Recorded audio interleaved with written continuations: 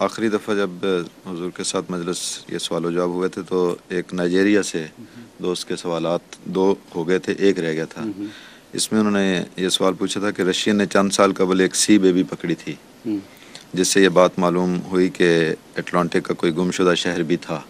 کیا یہ بات درست ہے؟ یہ باتیں جو ان کی جتنی باتیں ہیں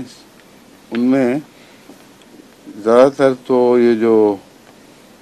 ایکسائٹ کرنے والے اور ایک قسم کے رومانٹک اخبارات رسالے وغیرہ ہیں، ان سے حاصل کردہ خبریں ہیں ان کی، کیونکہ انسانی فطرت میں کچھ تعجب کی تلاش رہتی ہے، اور اس کی وجہ سے بعض لوگ سنسنی خیز خبریں شائع کرتے رہتے ہیں۔ اور یہ جو اٹلانٹک کا مضمون ہے اور یہ اس سے ملتے جتنے انہوں نے بیان کیے ہیں، وہ ان آئیڈینٹیفائڈ آبجیکٹس وغیرہ، یو ایف او جس کو کہتے ہیں، یہ سارے ایسے رسالے سے لیے گئے ہیں جو بالکل غیر مستند ہیں۔ اور رشیا میں سی بیبی پکڑی تھی، بالکل غلط، کوئی اس کا بنیاد ہی کوئی نہیں،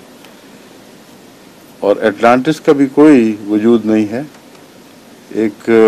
فرضی کہانی ہے چل رہی ہے۔ اس میں تو شک نہیں کہ دنیا میں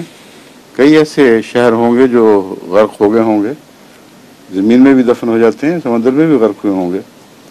لیکن کوئی سائنٹیفک ثبوت اب تک اتنی سائنس کی ترقی کے باوجود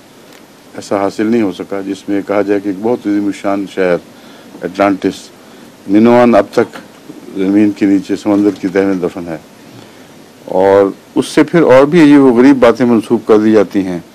اٹلانٹس کی تہذیب بہت ایڈوانس ہو چکی تھی، وہاں کے لوگ بہت بڑے ترقی کر چکے تھے، اور گویا اس سمندر غرق ہونے کے باوجود ابھی بھی وہاں سے رابطے ہوتے ہیں۔ یہ سب کہانیاں ہیں، اس میں کوئی حقیقت نہیں ہے۔